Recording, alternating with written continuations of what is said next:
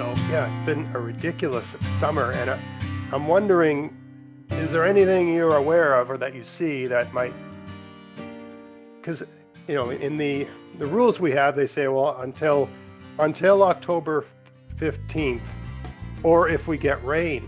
I don't even like if we don't have any rain by October 5th, they're not lifting anything. I mean, there's nothing magical that happens. We need rain. They're just like, we'll review it. Yeah. Um, so do we have any reason to believe? Is it because we'll come out of this Bermuda high and, the sort of weather patterns were changed such that some of this rain will start coming our way? I assume there's somewhere on the Atlantic Ocean, there's rain somewhere. It's just not coming our way. That's You know, correct. yeah. So things are gonna start blowing the other way, and I'm A oversimplifying here, but couple things going on yeah. here. One is the rainfall that we expect in the growing season. The other thing is the snowfall. And what we've been noticing in the wintertime is the last time we had an above normal winter was 6 or 7 years ago when we had back-to-back snowfalls that gave us more than a meter of snow every snowfall. Hmm. And there was 5 feet of snow in the woods. And of That course, was when that, 2015. I remember that my goodness, specifically. yes, it was It was, 20. You're right. That was yeah, it 10 years was the ago. worst garden I ever had. Oh, Um, uh, so we're not getting that type of weather anymore. We're not getting the snowfall. Last year was not good. We had below normal snowfall amounts, about 40% of normal, and the year before wasn't good either. So the water's not being replenished right. because we pump it out, it goes into the lakes, it goes into the streams. And if you look at the lakes and streams, and on Facebook, a lot of folks like to post it. Everything is starting to look desiccated, and the rivers are starting to look like puddles, not Mm. flowing rivers. I um, I was looking at the LaHave River, which is in Bridgewater, It's a which is big about system.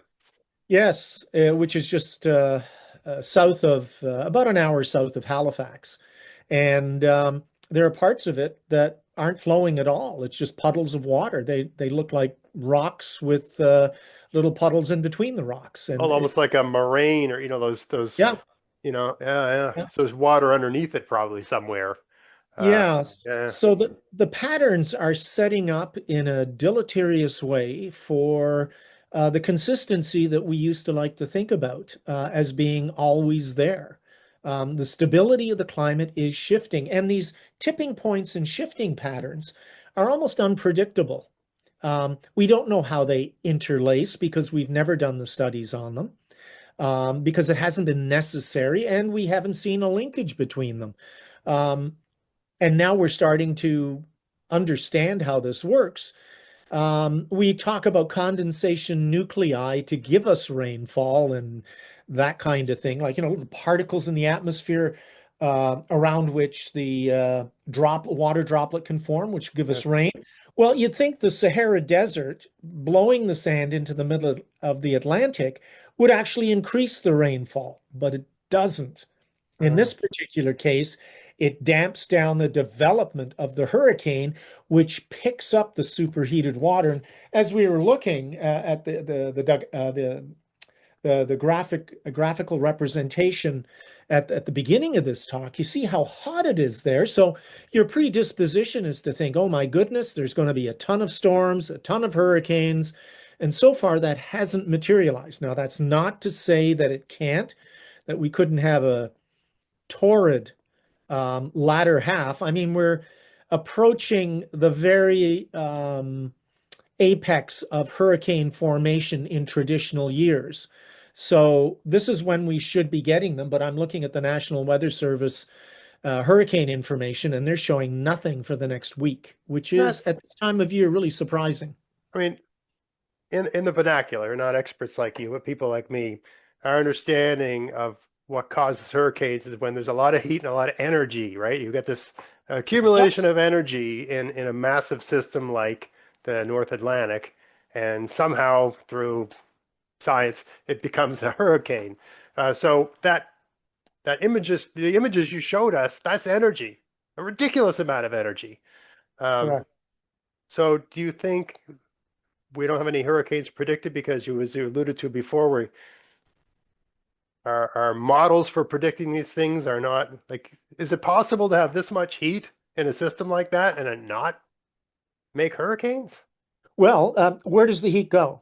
So the heat, about 85 to 90% of the heat is in the ocean.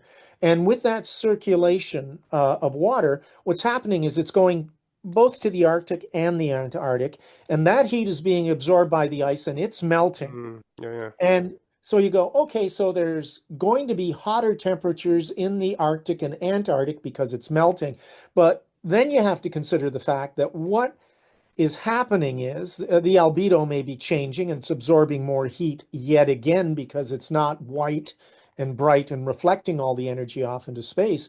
But that cold, fresh water will cap the warm water underneath and push those currents to other parts of the world, and specifically probably back into the tropics where it gets even drier. We've been recording temperatures um, in Iran, for instance, in Saudi Arabia, in parts of India, where humidexes, along with plus 50-degree temperature Celsius. Now, if you're measuring temperatures in Fahrenheit, 40 degrees Celsius is 104 degrees, and 50 degrees Celsius is 122 degrees Fahrenheit. And we're talking humidex values in the mid 60s.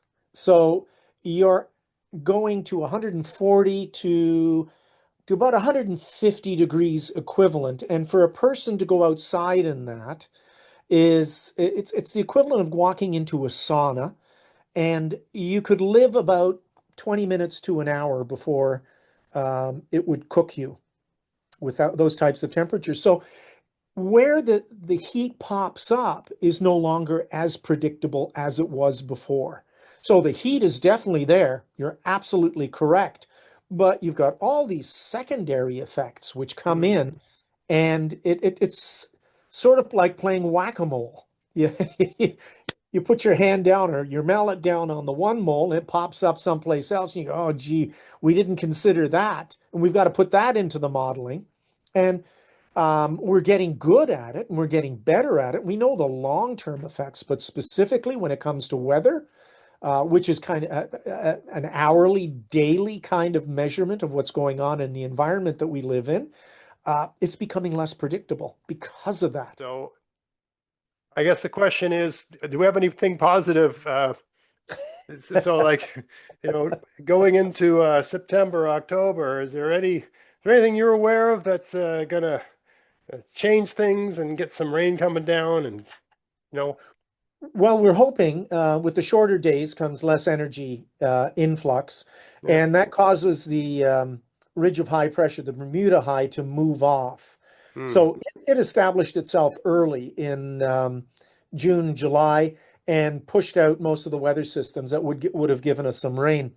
And so what I'm hoping is, as the Earth's tilt starts to move away. And the surprising thing is, we're getting closer to the sun in the northern hemisphere as we go into the winter months. Hmm. It's the tilt that determines the amount of heat that we get and the amount of insolation or sunlight that we get.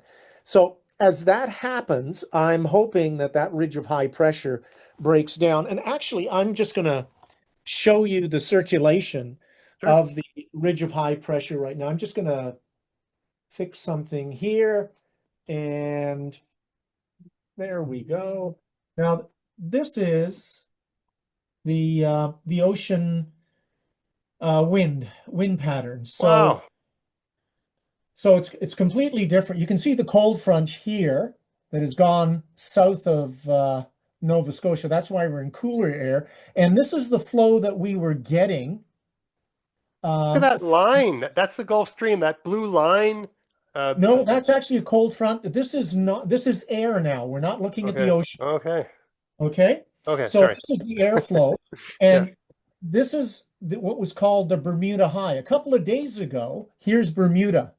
It Yeah. was sitting on top of there. Now it started to migrate Uh, off into the mid-Atlantic, and so it's allowing other systems to come in. So we're getting kind of a westerly flow here and northwesterly flow with low pressure systems coming in. So I am hopeful that as you can see this huge gyre of air slowly flowing around, and this is the Azores right Yeah. here, the Canary Islands, and there's Africa with the Cape Verdes and the Lesser and Greater Antilles of the Caribbean. But it shows you the flow pattern, and I'm hoping that this sticks around. We got the rain because the ridge of high pressure moved off I see. into the east. And I'm hoping that those are the types of weather patterns we get. But this is a fascinating website. It's called earth.nullschool.net. Right. And you can look at so many different facets of it. They look at 1,000 millibar, 850, 700 millibar levels, and they look at chemical constituents, particulates, ocean, air, wind, waves, all that kind of stuff. And it's upgraded every 20 minutes as Wow. new information comes in. Is what we're observing here? Is this when we're in school and we're learning about Jacques Cartier and Christopher Columbus, and we're learning about trade winds. There's like Yeah, one way to come, one way that they would go back a different way than they came because they were there's the age of sail. Is that what we're looking at here? exactly. So these Yeah. are the trade winds right here. So all they had to do was this is Spain over here Yes. and It's the Africa. Straits Just of Gibraltar. Yes. catch the trades and it would take you here. And then to come back, you'd go north. And that it Yeah. was hard to get to North America because you had to use different sailing techniques and more sophisticated sailing techniques because of the Yes. sailing winds. Yes. Yes. Geez, I mean, it's amazing that they could even. I mean, this would have been theoretical at the time. Like Well, you're looking at it, but yeah, it's amazing what satellite technology does and ground-based technology. So all of this is compiled and we get a good understanding of the flow. But I thought it was interesting to look at the airflow patterns as opposed to looking at the ocean patterns. It yeah. shows you a completely different picture. And I find this kind of stuff fascinating. I will sit here and look at this stuff for hours. I don't have much of a life. Um, and look at weather patterns. Surprise! I don't know if you ever seen the iconic YouTube video called Double Rainbow. You know what I'm talking Oh, about? yes. I wonder if that guy was looking at that, what his reaction would be. Oh my But God! Oh my God! it,